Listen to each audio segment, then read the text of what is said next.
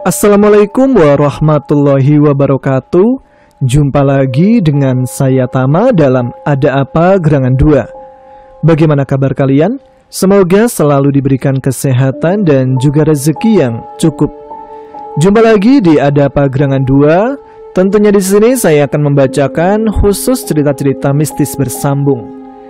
Kita akan lanjutkan cerita yang sebelumnya. Cerita dari Bang Tekad Pangestu yang berjudul Asli Cilencang, mengisahkan tentang Rangga dan juga kekasih hatinya yang dalam perjalanan cintanya serta kehidupannya harus bersinggungan dengan hal-hal gaib, khususnya di Tatar Sunda. Nah, seperti apa kisah kelanjutannya? Langsung saja kita simak. Teman-teman, ada apa gerangan? Ceritanya mulai dari sini.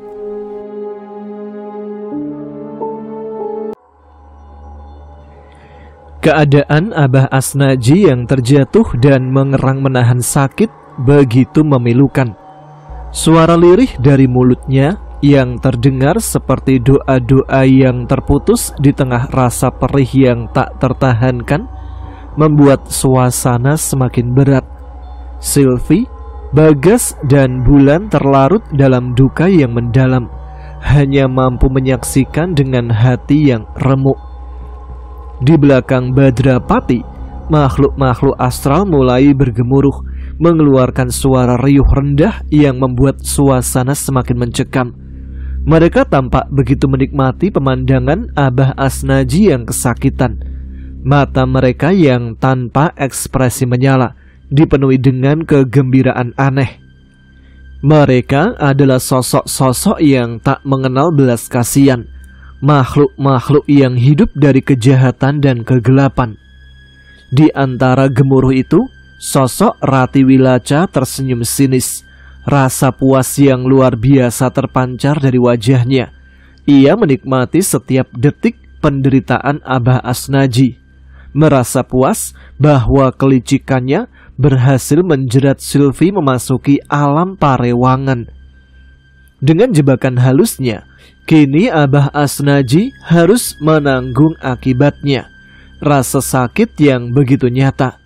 Rati Wilaca menghisap penderitaan itu seperti udara segar, semakin mendekat pada Badrapati, seolah-olah menyaksikan sebuah pertunjukan yang memuaskan.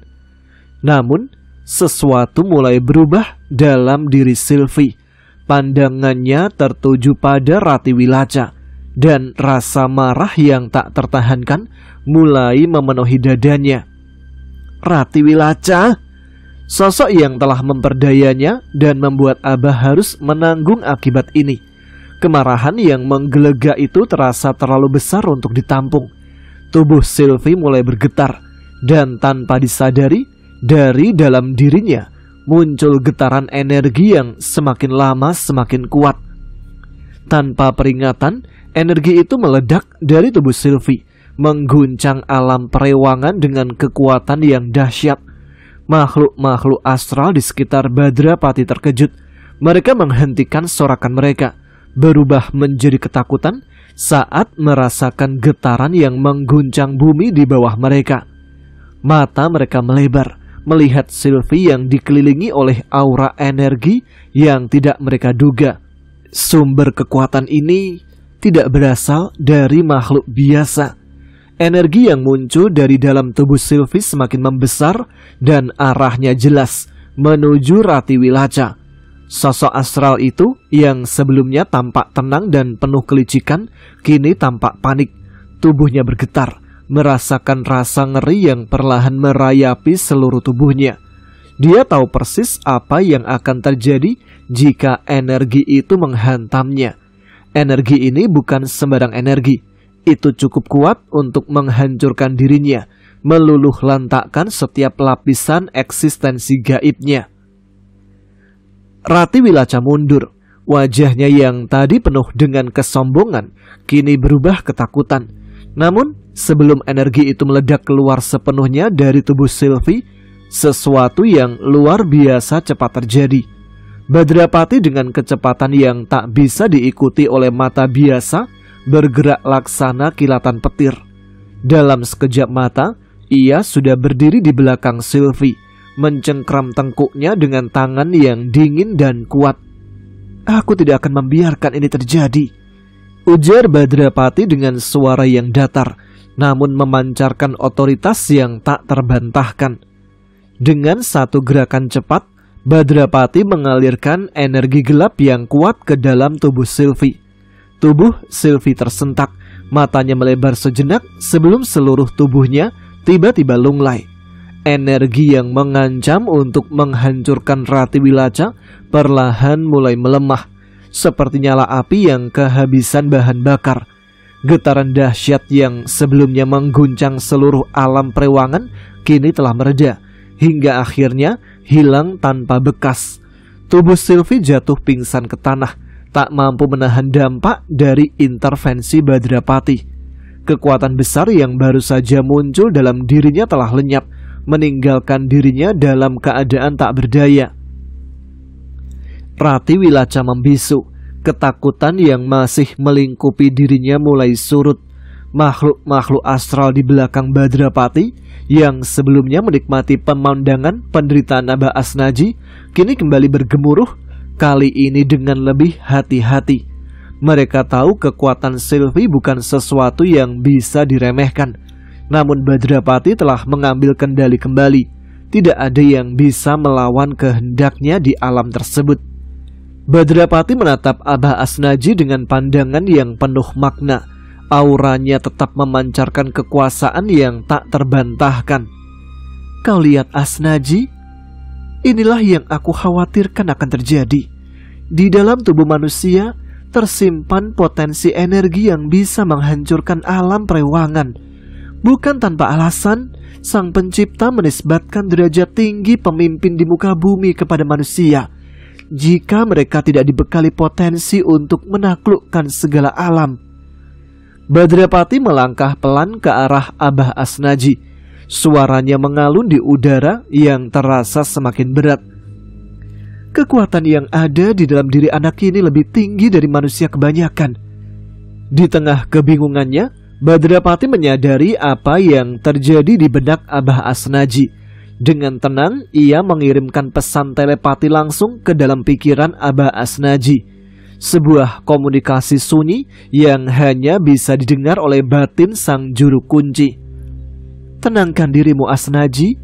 Suara Badrapati terdengar jelas dalam pikirannya, lembut namun penuh dengan wibawa.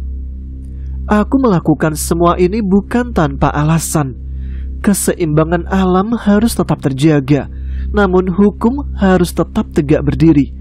Perlakuanku padamu adalah bukti bagi kaumku bahwa pelanggar hukum haruslah tetap ditindak. Namun ketahuilah, secara diam-diam aku tidak mengambil penglihatanmu." Abah Asnaji tertegun mendengar suara tersebut. Kebingungannya perlahan memudar, digantikan oleh pemahaman yang semakin jelas. "Posisimu sebagai sang juru kunci Parewangan adalah posisi yang sangat penting untuk menjaga keseimbangan antara alam manusia dan alam Parewangan. Itulah sebabnya aku tidak menghancurkan penglihatanmu. Kau masih punya tugas yang besar Asnaji. Sekarang bawalah pulang tubuh astral gadis itu dan jalankan tugasmu dengan baik. Pastikan energi yang ada dalam dirinya tidak menghancurkan keseimbangan alam." Badrapati kemudian berhenti sejenak sebelum melanjutkan dengan nada yang lebih tegas. "Waspadalah terhadap Ratiwilaca. Aku sangat yakin Ratiwilaca tidak akan melepaskan kesempatan langka ini. Ia akan menjadikan tubuh gadis itu sebagai media perlintasan bagi makhluk Prewangan untuk bergentayangan di alam manusia." Abah Asnaji merasakan dadanya berdebar keras.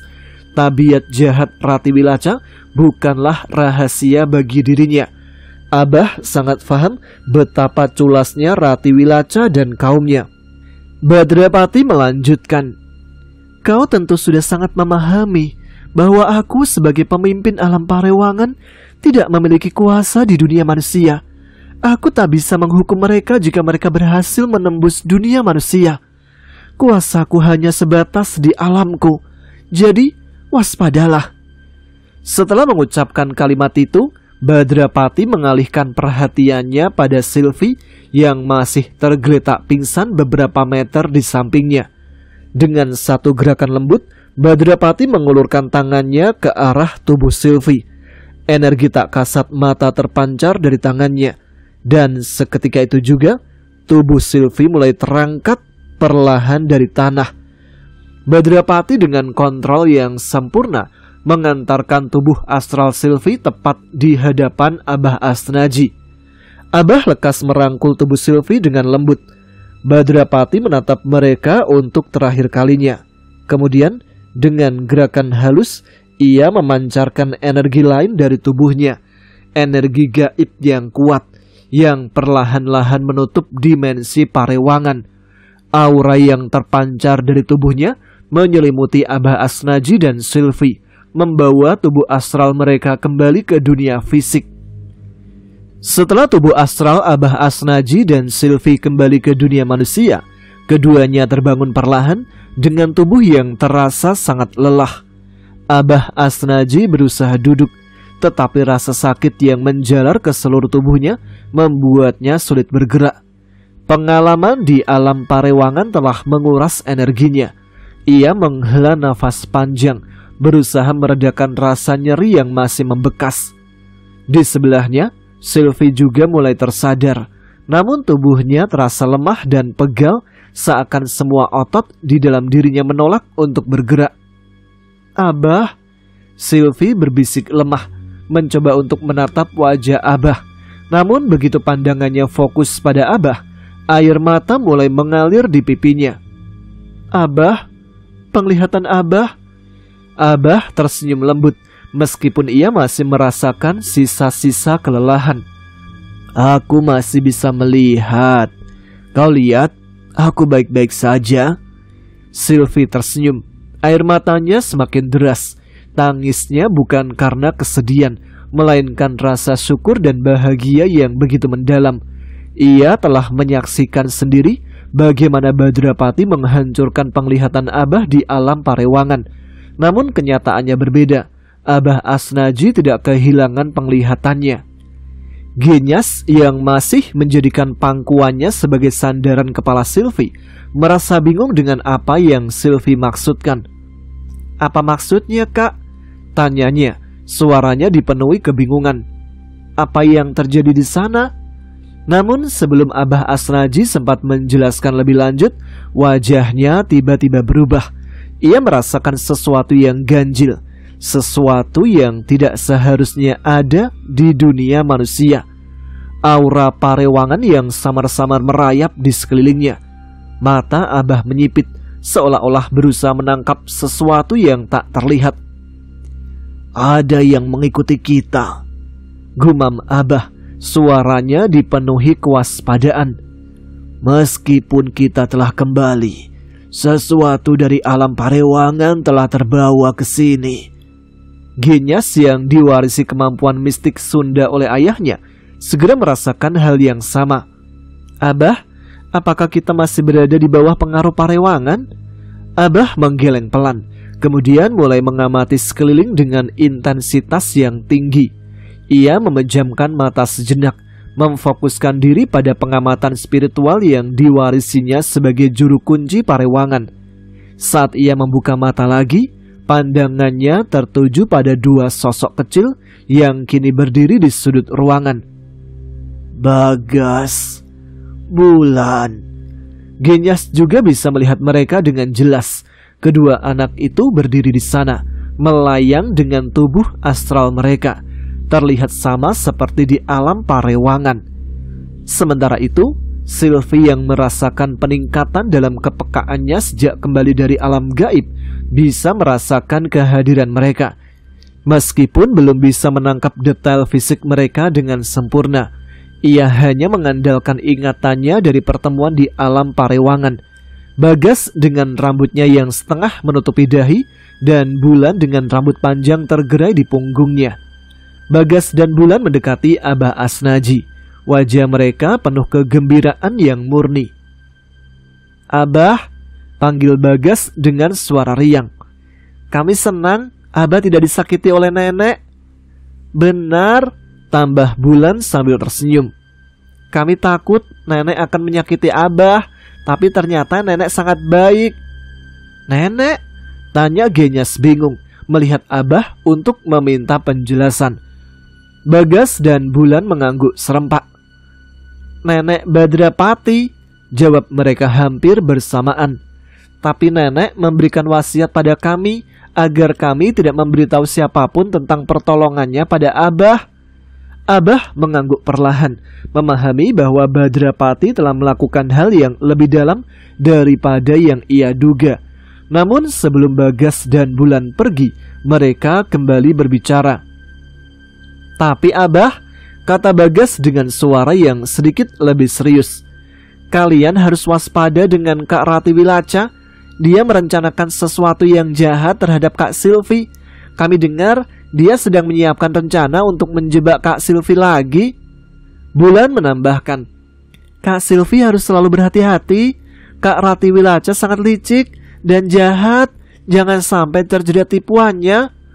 Abah mendengarkan peringatan mereka dengan penuh perhatian. Kegelisahan mulai merayap dalam dirinya. Ancaman dari Rati Wilaca tidak bisa dianggap remeh. Dan kini Silvi menjadi target utama makhluk jahat tersebut. Abah tahu mereka harus waspada setiap saat. Kemudian secara tak diduga, kedua makhluk tersebut memekik riang. Genyas! Seru mereka seraya mendekat ke arah Genyas. Ada perasaan mencekam menjalar di tubuh Genyas.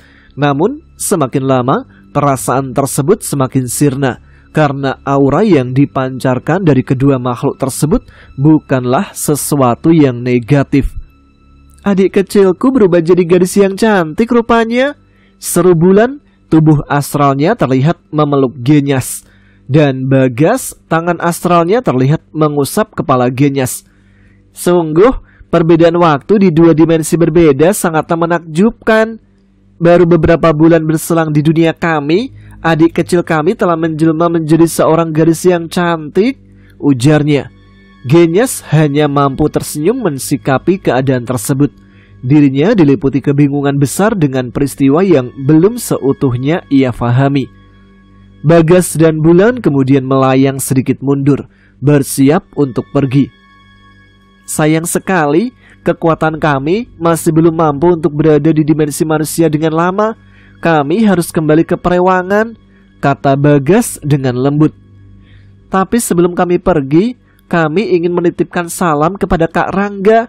Sampaikan kepadanya bahwa kami sangat ingin sekali suatu hari bisa bermain dengannya. Bulan menambahkan, iya Kak, tolong sampaikan ke Kak Rangga ya Kak. Kemudian ia tampak mengarahkan pandangannya kepada Genyas. Dan lagi, Genyas, semoga kami satu waktu bisa lekas lagi mengunjungimu ya. Jaga dirimu baik-baik adik kecil, ucapnya seraya tersenyum ceria melambaikan tangan kecilnya. Setelah mengucapkan salam perpisahan mereka, kedua sosok astral itu perlahan menghilang dari pandangan, meninggalkan aura magis yang sangat kentara di penjuru ruangan. Energi mereka yang hangat dan lembut perlahan-lahan meredup, tetapi kehadiran mereka tetap terasa meskipun mereka telah pergi. Setelah kepergian Bagas dan Bulan, Silvi masih duduk dalam hening. Namun pikirannya bergejolak. Rangga, gumam batinnya. Bagas dan Bulan menyebut nama Rangga. Bagaimana mungkin mereka mengenalnya? Apakah ada sesuatu yang Rangga sembunyikan dariku? Siapakah sebenarnya kedua makhluk itu? Banyak pertanyaan berkecamuk di dalam benaknya. Silvi merasa semakin sulit untuk mencerna kejadian demi kejadian yang baru saja dialaminya. Segala sesuatu tampak begitu misterius, terlalu cepat untuk dipahami sepenuhnya. Namun, satu hal yang pasti, ada rahasia besar yang belum terungkap, dan itu membuat hatinya diliputi kecemasan. Silvi mencoba bangkit, tetapi tubuhnya masih terasa lemah. Genyas segera bergerak mendekat, membantu Silvi untuk duduk tegak. Dengan lembut, Genyas menopang punggung Silvi dengan tubuhnya. Setengah memeluknya dari belakang, memberikan dukungan fisik dan emosional. Wajah Genyas penuh perhatian, tetapi juga ada kerutan di dahinya yang menandakan kebingungan akan apa yang baru saja terjadi. Sylvie akhirnya bersuara meski lemah. "Abah, siapakah mereka?" tanyanya. Suaranya gemetar namun penasaran. Mengapa mereka terlihat seperti manusia biasa, sedangkan kebanyakan makhluk di alam parewangan wujudnya tidak normal? Abah Asnaji menatap Sylvie dengan tenang, meski dalam hatinya ia menyadari bahwa penjelasan ini harus diberikan dengan hati-hati. Ia tahu bahwa pengetahuan yang dimilikinya tidak selalu mudah diterima oleh pikiran manusia biasa, terlebih lagi bagi seseorang yang baru saja mengalami hal gaib. Tidak boleh ada tafsiran yang salah, ucap batin Abah. Penjelasan yang rumit bisa bertentangan dengan keyakinan yang sudah ada. Dengan suara yang tenang dan bijaksana, Abah Asnaji mulai berbicara, memilih kata-katanya dengan hati-hati. "Di dalam khasanah mistik," katanya perlahan, "mereka dikenal dengan sebutan anak ambar." Sylvie menatap Abah dengan penuh perhatian, mendengarkan setiap kata yang serius, meskipun pikirannya masih sulit memahami semua yang terjadi. "Anak ambar adalah manifestasi ruhani bayi-bayi yang meninggal saat mereka masih dalam kandungan. Mereka memiliki anasir perlindungan yang sangat tinggi karena kuatnya unsur kesucian yang ada di dalam diri mereka. Itu sebabnya mereka sangat disayangi oleh seluruh makhluk gaib. Mengganggu mereka sama artinya dengan memulai perang dengan seluruh entitas gaib di alam parewangan." Sylvie mendengarkan dengan hati yang berdebar. Tidak pernah ia membayangkan bahwa makhluk-makhluk gaib bisa memiliki sisi perlindungan yang penuh kasih sayang seperti itu. Pikiran itu terasa bertentangan dengan pandangan umum tentang dunia mistik yang menyeramkan. Abah Asnaji melanjutkan dengan suara yang lebih pelan, seolah-olah menghidupkan kembali kenangan dari masa lalu. "Aku pertama kali bertemu dengan mereka saat Genyas lahir ke dunia. Pada malam-malam pertama setelah kelahiran Genyas, aku sering mendengar suara tawa yang riang anak-anak di kamar tempat istriku dan Genyas berada." Genyas yang selama ini tetap hening, terkejut mendengar cerita yang begitu personal dari ayahnya. Ia menoleh pada Abah dengan mata yang penuh rasa ingin tahu. "Mereka adalah Bagas dan Bulan. Mereka sangat menyukai Genyas. Setiap malam mereka datang untuk bermain dengan Genyas yang masih bayi. Mereka tidak pernah mengganggu. Sebaliknya, kehadiran mereka selalu membawa rasa tenang, bukan hanya pada Genyas, tapi juga pada istriku. Mereka menyayangi istriku, sering menghiburnya dengan doa-doa dan pujian-pujian, terutama saat istriku mulai jatuh sakit setelah melahirkan." Abah Asnaji menghentikan ceritanya sejenak, tampak termenung, seolah mengingat kembali malam yang penuh kepiluan itu. "Namun ada satu malam yang sangat berkesan, malam yang tak pernah bisa kulupakan. Waktu itu, Bulan tiba-tiba menangis. Suara tangisannya penuh kesedihan yang mendalam. Dan entah bagaimana, tangis Bulan itu dirasakan oleh Genyas yang masih bayi. Ia terbangun dari tidurnya dan ikut menangis bersamaan dengan Bulan." Sylvie terdiam, matanya berkaca-kaca mendengar cerita ini. Ia bisa merasakan beratnya kenangan itu bagi Abah. "Pada saat itu, aku sedang bersemedi mengasah kemampuan spiritualku di ruang terpisah. Tetapi kemudian, aku merasakan sentuhan Bagas di tubuhku. Dia meminta tolong dengan wajah yang penuh kekhawatiran. Bagas mengatakan bahwa istriku dalam keadaan kritis, bahwa daya hidupnya semakin menipis. Aku segera berlari ke kamar istriku dan kulihat wajahnya sudah sangat pucat. Aku mengerti bahwa waktunya sudah sangat sedikit. Genyas merasakan dadanya sesak. Meskipun ia pernah mendengar kisah ini sebelumnya, mendengarnya lagi dari mulut ayahnya selalu menimbulkan rasa duka yang mendalam. "Istriku," kata Abah dengan suara parau, berkata dengan lirih bahwa ia meminta maaf karena tak bisa menemani kami lebih lama. Dia menyatakan betapa besar cintanya kepada kami berdua, tetapi takdir tidak memberikan kesempatan untuk bisa bersama hingga hari tua. Dan malam itu dia menghembuskan nafas terakhirnya. Abah Asnaji menghentikan ceritanya.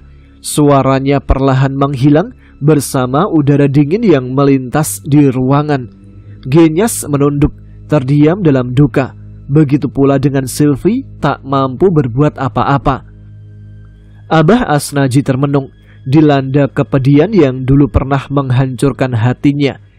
Tetapi di tengah kesedihan itu, ia tetap berdiri tegar sebagai penjaga keseimbangan antara dua dunia, dunia manusia dan alam gaib. Sylvie merasa batinnya terguncang.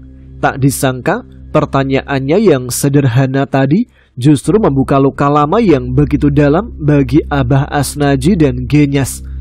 Perasaan bersalah menjalari hatinya. Dengan suara yang pelan dan hati-hati ia berkata, "Maafkan aku, Abah. Aku tidak bermaksud membuka duka lama. Aku sungguh menyesal." Abah Asnaji tersenyum lembut meskipun ada jejak kesedihan di matanya. Dengan kebijaksanaan yang selalu terpancar dari dirinya, ia mengangkat tangan menenangkan Sylvie. "Tidak apa-apa, Nyi. Tidak ada yang salah darimu. Apa yang sudah menjadi suratan Tuhan yang Maha Kuasa, manusia harus bisa menerimanya dengan penuh keikhlasan." Suaranya tenang dan menenangkan, seolah-olah menggenggam emosi Sylvie yang penuh sesal. "Duka itu memang berat, tapi setiap manusia pasti akan menghadapinya." Sylvie terdiam, masih merasakan perasaan bersalah yang menyesakkan dadanya. Ia kemudian menoleh pada Genyas yang juga dia mendengarkan percakapan itu. "Maafkan aku, Genyas," kata Sylvie dengan hati-hati. "Aku tak sengaja membuka kenangan pilu tentang ibumu." Genyas mengangguk pelan, lalu menatap Sylvie dengan senyuman kecil yang penuh pengertian. "Tidak perlu risau, Kak," ucapnya lembut. "Ibu sudah tenang di sana, di alam keabadian. Ibu sudah tidak sakit lagi. Aku percaya Tuhan yang Maha Esa pasti menganugerahkan kebahagiaan pada orang baik seperti ibu." Wajahnya memancarkan ketegaran dan ada kehangatan yang terasa dalam kata-katanya. Mendengar jawaban Abah dan Genyas yang penuh kebijaksanaan dan ketulusan, Sylvie merasa sangat terharu. Ia tak menyangka bahwa mereka bisa menghadapi luka yang begitu dalam dengan ketenangan yang menakjubkan. Ia merasa kekaguman yang mendalam terhadap keluarga kecil ini yang tetap tegar di tengah kesedihan. Abah Asnaji melihat Sylvie mulai tenggelam dalam perasaan bersalah, segera mengalihkan pembicaraan. "Bagas dan Bulan sebelum berpamitan tadi, mereka menitipkan salam pada seseorang bernama Rangga." Abah menatap Sylvie dengan mata penuh tanda tanya. "Apa kau mengenal seseorang bernama Rangga? Mereka berkata ingin bermain dengannya. Apa maksud dari kedua anak kembar itu?" Sylvie merasa tubuhnya menegang mendengar nama Rangga. Pikirannya segera dipenuhi oleh berbagai ingatan tentang hubungannya dengan mantan kekasihnya. Meskipun Rangga kini hanyalah bagian dari masa lalu, Sylvie dengan rileks dan refleks yang aneh menjawabnya. "Iya, aku mengenal Rangga. Dia kekasihku. Sylvie tahu bahwa ia berbohong, namun tak ingin merumitkan penjelasan tentang status hubungannya yang sudah berakhir. Ia sendiri juga tidak mengerti mengapa Bagas dan Bulan mengenal nama Rangga. Tapi aku tidak mengerti apa maksudnya. Aku harus menanyakannya langsung kepada Rangga. Abah Asnaji tampak tertegun sejenak, seolah sedang mencoba menganalisa lebih jauh. Apakah kau dan Rangga telah menikah dan memiliki anak? Tanyanya dengan nada polos, namun pertanyaan itu mengejutkan Sylvie. Wajah Sylvie kontan memerah, tersipu malu. Entah mengapa pertanyaan itu membangkitkan rasa malu sekaligus kegembiraan kecil yang tak bisa ia jelaskan. Belum, Abah.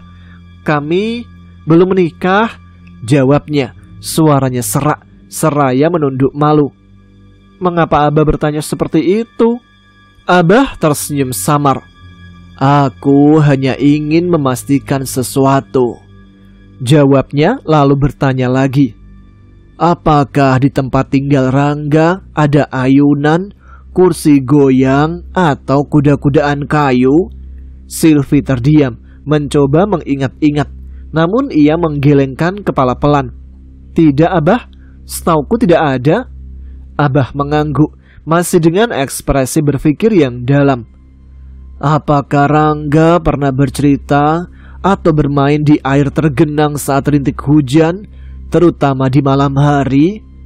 Sekali lagi Sylvie menggeleng, bingung dengan arah pertanyaan Abah. Aku tidak tahu, Abah. Aku tidak pernah mendengar hal seperti itu dari Rangga. Abah Asnaji dengan tatapan bijaksananya mengangguk pelan. Sejauh yang aku tahu, anak Ambar hanya bermain dalam 3 hal. Mereka suka bermain di air tergenang saat rintik hujan turun di malam hari. Mereka gemar memainkan ayunan, kursi goyang, atau kuda-kudaan kayu. Dan mereka senang bermain dengan bayi. Sylvie mendengarkan penjelasan itu dengan seksama, merasa bahwa ada sesuatu yang penting dari informasi ini. Itulah sebabnya aku bertanya tentang hal-hal tadi, lanjut Abah. Namun karena tidak ada jawaban pasti, mungkin kita harus menanyakannya langsung kepada Rangga. Sylvie mengangguk, semakin merasa bahwa ada sesuatu yang tersembunyi dari masa lalu Rangga yang tidak pernah ia ketahui. Pertanyaan-pertanyaan itu menggantung di pikirannya, dan Sylvie merasa bahwa jawaban dari semua misteri ini ada pada Rangga. Sore itu, tiba-tiba hujan mengguyur deras desa Sirnagalih. Suara rintik-rintik yang semula lembut berubah menjadi gemuruh air yang tercurah dari langit, menghantam atap dan halaman dengan derunya. Abah Asnaji yang duduk di dekat jendela menatap air hujan yang mengalir dan membentuk genangan di beberapa sudut. Tatapan Abah seolah tertuju pada sesuatu yang lebih dari sekedar hujan. Dalam keheningan, tampak jelas bahwa pikirannya berkelana jauh, mencari hubungan antara fenomena alam dan kejadian-kejadian yang baru mereka alami. Abah akhirnya membuka suara, mengisi keheningan yang sempat menggantung di ruangan. Dalam kepercayaan rakyat Sunda, ada makhluk astral yang dikenal dengan nama Jurik Cilencang atau hantu Cilencang. Sylvie menatap Abah dengan penasaran, sementara suara derasnya hujan masih menggema di luar.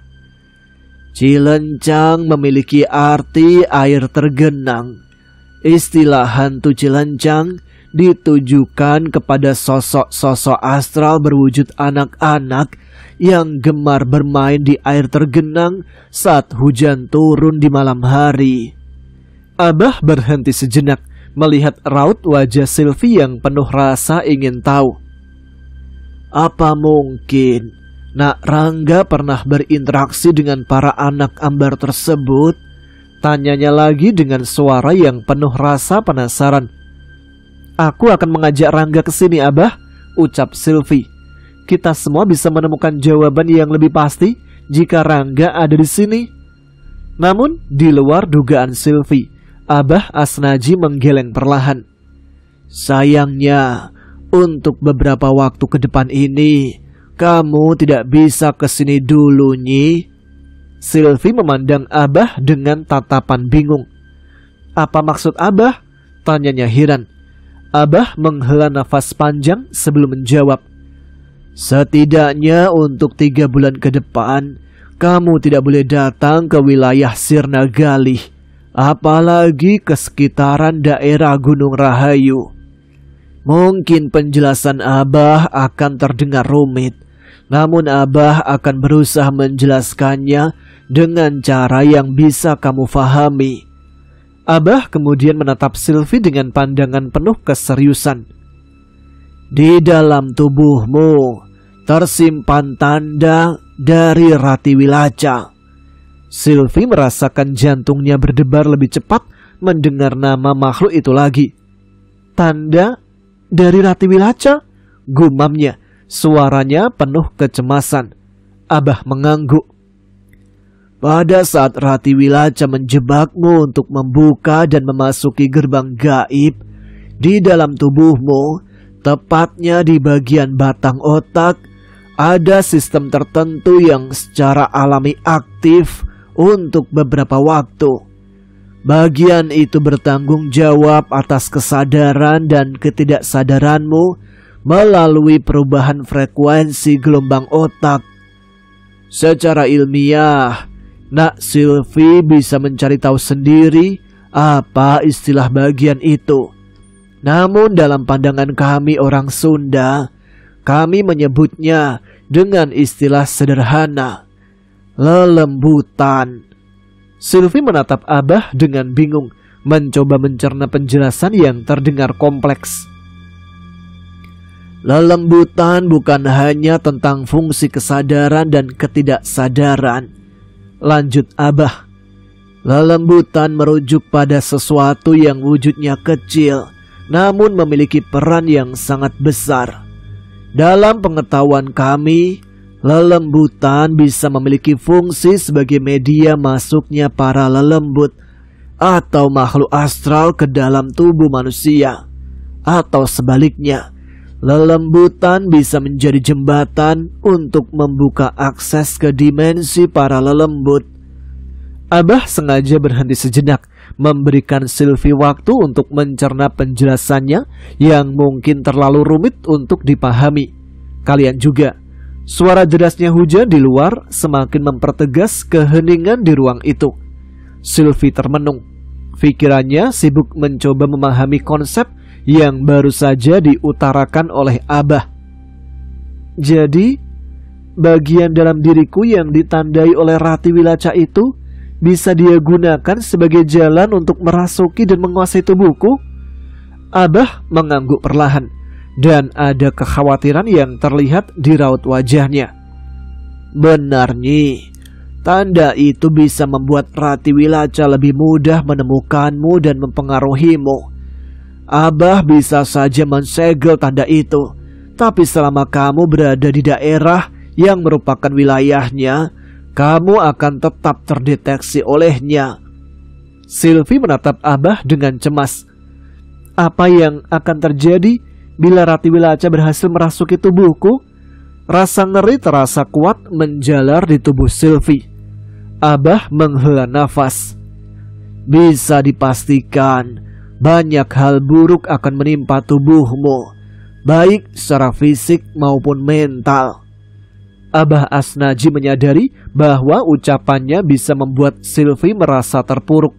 Maka dengan segala pengetahuan dan juga kebijaksanaannya, ia lekas mengarahkan topik pembicaraan ke arah yang lebih positif terhadap mental Sylvie.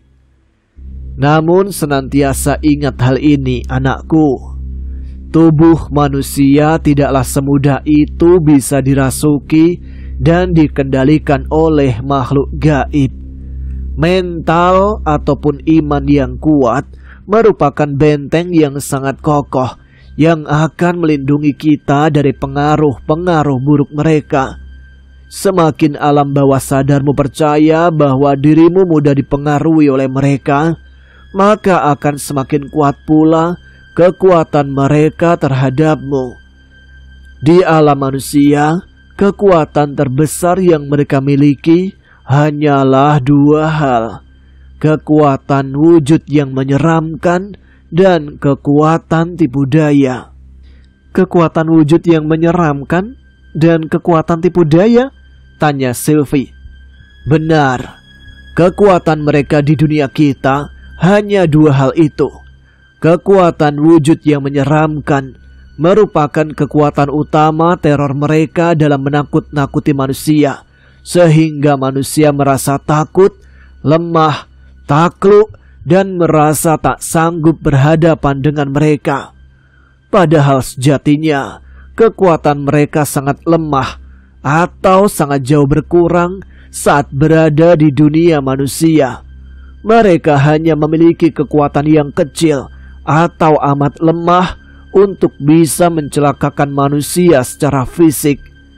Hanya sekedar ingin mencekik kita secara fisik pun mereka akan sangat bersusah payah, apalagi untuk bisa membunuh manusia. Hal tersebut bisa dikatakan sangatlah kecil kemungkinannya. Jadi, di dunia manusia, makhluk gaib tidak bisa membunuh atau mencelakakan manusia secara fisik? Tanya Sylvie. Abah Asnaji terdiam untuk sesaat. Ia merasa dilema menjawab dengan pasti pertanyaan Sylvie. Akhirnya, Abah kembali bersuara. Untuk secara langsung mengakibatkan kematian seketika dengan kekuatan mereka, itu sangat mustahil. Namun beberapa tipe makhluk gaib tertentu bisa menggunakan media benda untuk mencelakakan kita. Sylvie teringat pada sebuah istilah yang menunjukkan tipe makhluk gaib yang bisa menggerakkan benda-benda, poltergeist.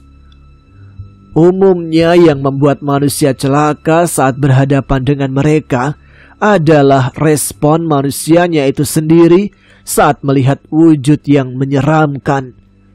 Respon, refleks atau reaksi tanpa sadar saat bertemu dengan mereka sering mengakibatkan kecelakaan pada diri sendiri. Orang Sunda menggambarkan kondisi itu dengan istilah cilaka kupola sorangan atau celaka karena kelakuan sendiri. Sylvie terus mencerna kalimat-kalimat paparan Abah.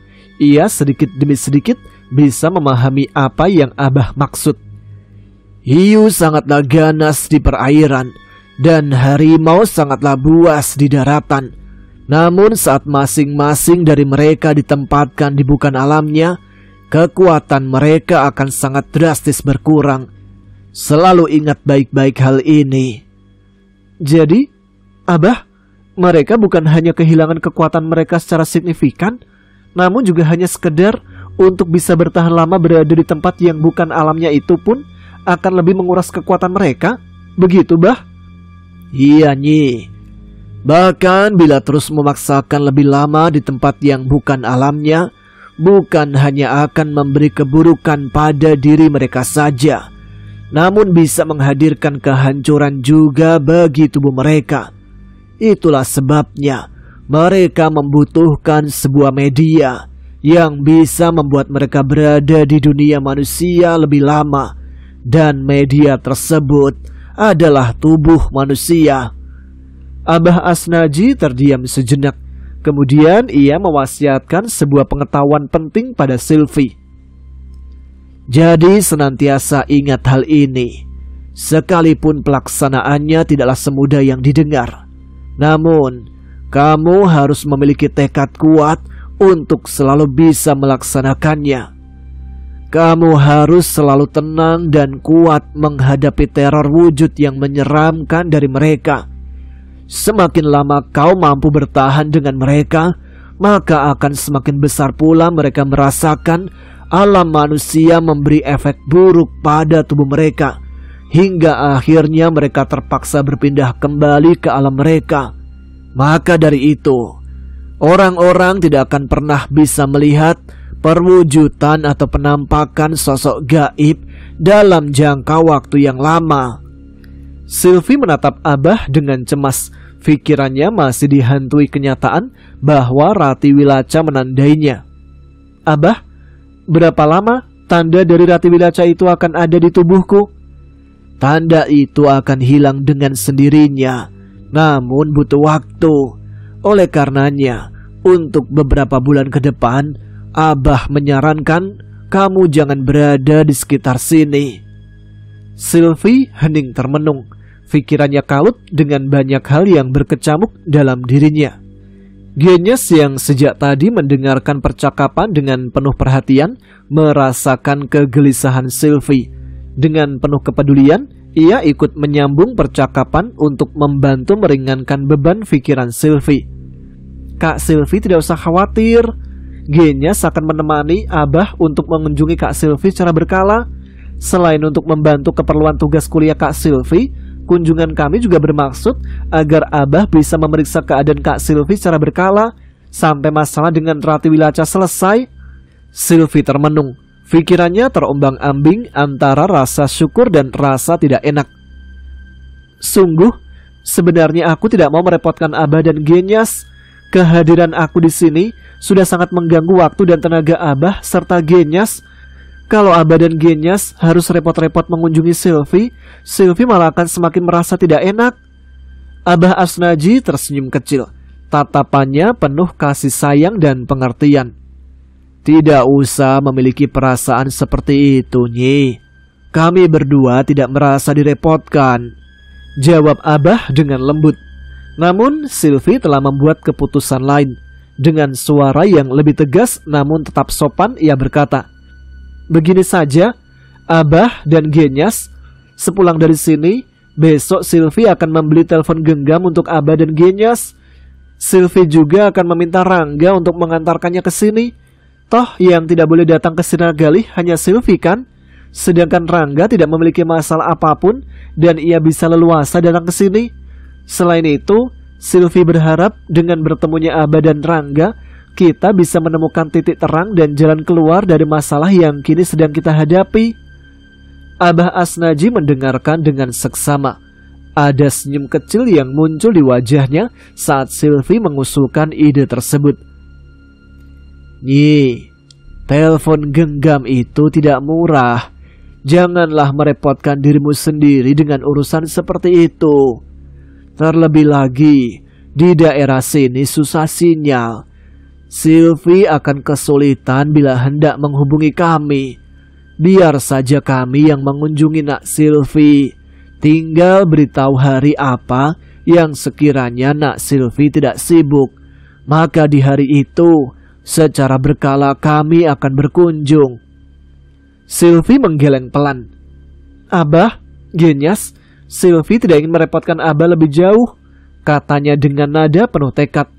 Perjalanan Abah dan Genyes membutuhkan 2 atau 3 kali berganti kendaraan umum hanya untuk menemui Sylvie. Itu terlalu berat. Sylvie benar-benar tidak kerepotan kok soal biaya pembelian telepon genggam. Sylvie akan membeli 2 buah sekaligus, berikut kartu SIM yang aktif untuk Abah dan Genyes. Andaikan sinyalnya sulit, setidaknya kita tetap bisa komunikasi lewat pesan walaupun sedikit tertunda kan?